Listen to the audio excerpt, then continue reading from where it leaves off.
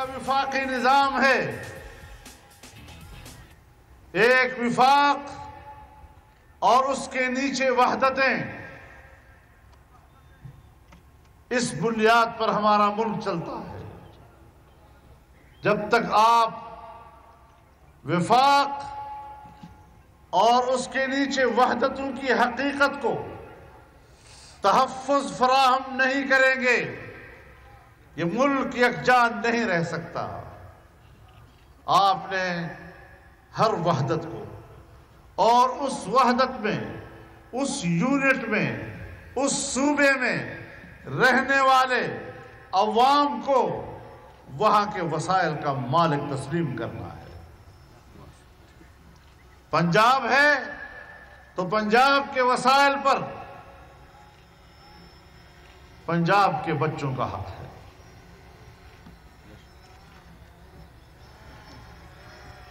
اگر کل سرائیکی صوبہ بنتا ہے تو پھر اس صوبے کے وسائل پر سرائیکی بچوں کا حق ہوگا۔ ماشاءاللہ ماشاءاللہ ماشاءاللہ بے شک۔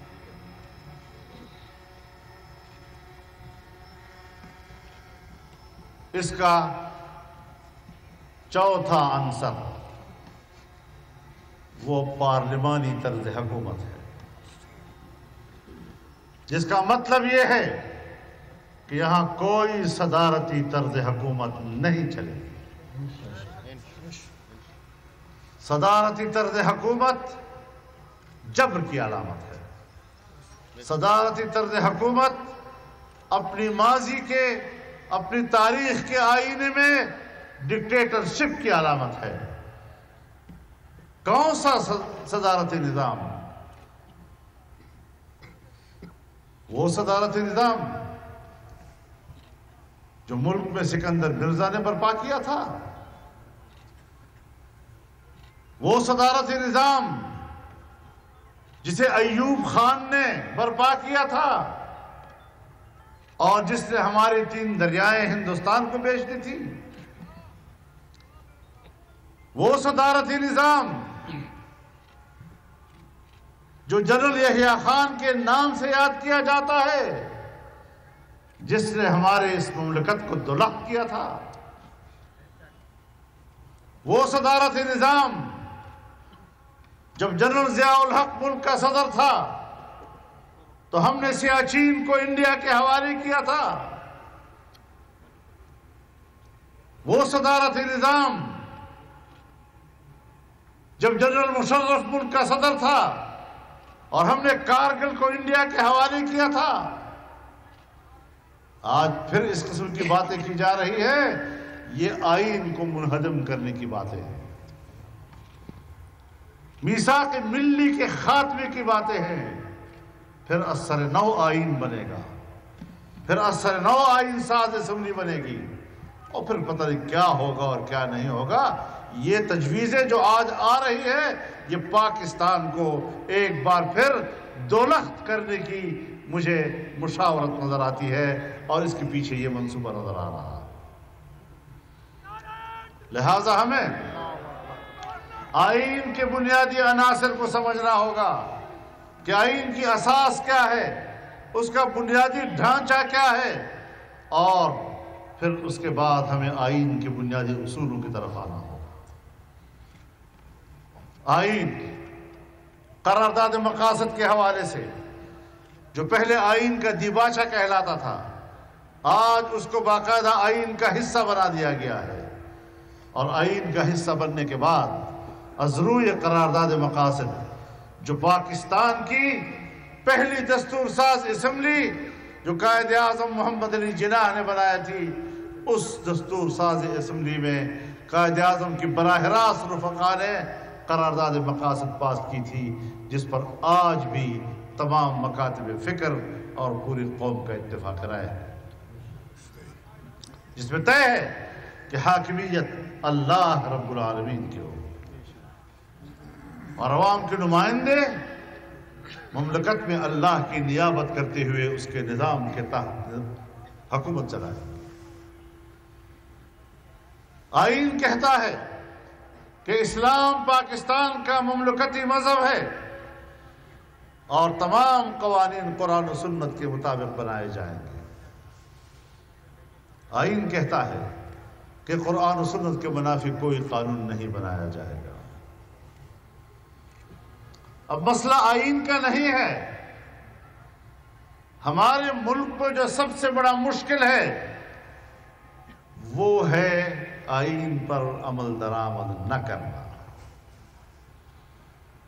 بدقسمتی سے ہمارے ملک کے پارلیمنٹ ایسے لوگوں سے بھر دیے جاتے ہیں کہ جن کو قرآن و سنت سے کوئی دلچسپی ہوتی ہی نہیں ہے۔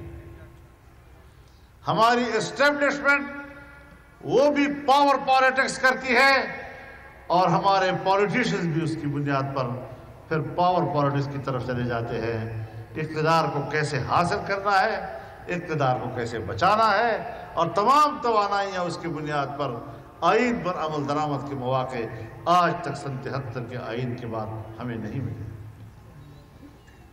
ہم نے آئین بنایا اور باضابطہ طور پر 14 اگست 1973 کو یہ آئین پاکستان کی پارلیمنٹ نے پاس کیا، اور 15 اگست کو 24 گھنٹے کے بعد پاکستان میں ایمرجنسی لگا دی گئی۔ اس آئین کی حریت و آزادی وہ صرف 24 گھنٹے سے زیادہ نہیں تھی۔ میرے محترم دوستو، اگر آپ نے یہ اجتماع اس حوالے سے کیا ہے تو پھر ہماری کمٹمنٹ دیکھو، ہم آئین کے تحفظ کی بات کریں گے۔ آئین کے تحفظ کی بات کرنا پاکستان کے تحفظ کی بات کرنا، آئین کے تحفظ کی بات کرنا ایک پاکستانی قوم کی بات کرنا، جس میں کوئی فرقہ واریت، کوئی قومی تعصبات، کوئی لسانی نفرتیں، اس کی گنجائش باقی نہیں رہتی۔ اور اگر اس پر عمل نہیں ہوگا تو پھر آئے روز یہاں پر صوبوں کے اندر چھوٹی قومیتیں، چھوٹی صوبے، وہ پھر اپنی محرومیتوں کی باتیں کریں گے، اور جب محرومیتوں کی باتیں طول پکڑ جاتی ہے تب بھی لوگ برداشت کر لیتے ہیں۔ لیکن اگر ملک معاشی طور پر دیوالیہ ہو جائے تو پھر وہاں بغاوتیں اٹھتی ہیں۔ میں سلام پیش کرتا ہوں پاکستان کے عوام کو، پاکستان کی قوم کو، کہ آج اس ملک کے دیوالیہ پن کے ماحول میں بھی قوم کا ایک ایک فرد پاکستان کے ساتھ کھڑا ہے، کہیں کوئی بغاوت نہیں اٹھ رہی۔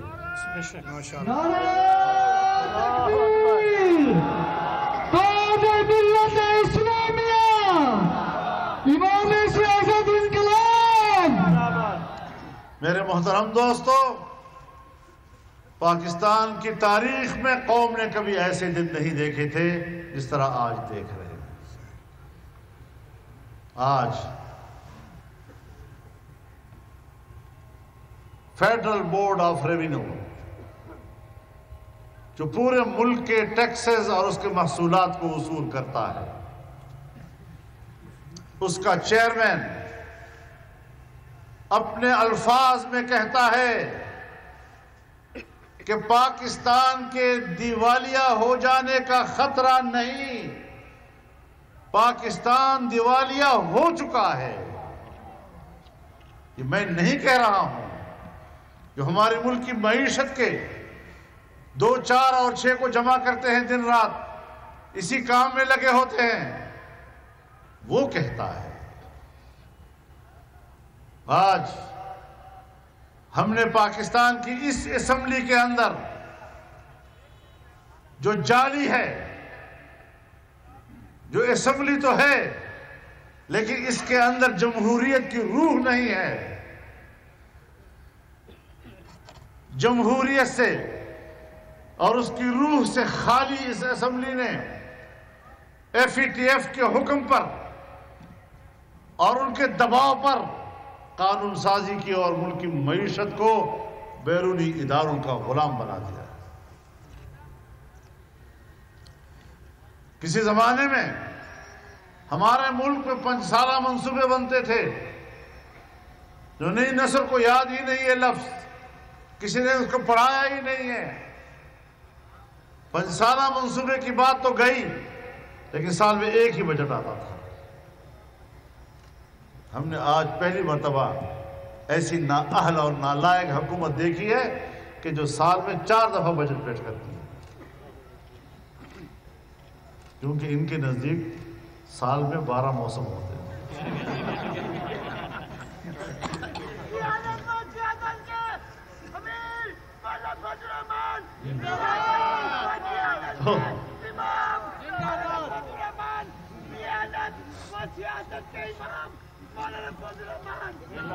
मेरे मोहतरम दोस्तों, मईशत आपकी बैठ चुकी है। जब मुस्लिम लीग नून की हुकूमत थी और उसका आखिरी बजट पेश हो रहा था, हम उसके इत्तेहादी थे।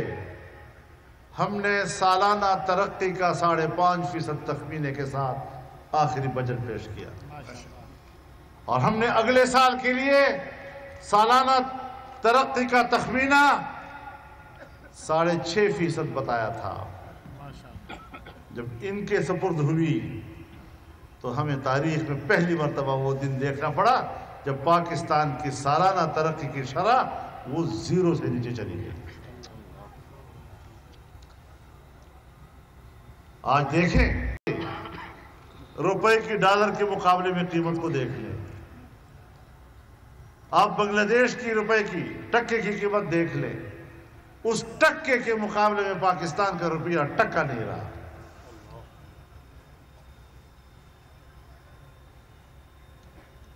लूटा पिटा अफगानिस्तान,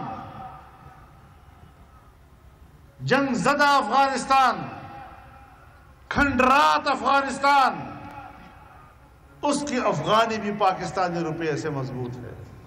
1 टके के 2 न्याजी, 2 न्याजी गो, 1 टके के 2 न्याजी, 1 टके के 2 न्याजी, काज़ी मिल्लत इस्लामिया, इमाम इंकलाब, फर्जंद मुफ्ती महमूद, मुस्तकबिल का वज़ीर आज़म।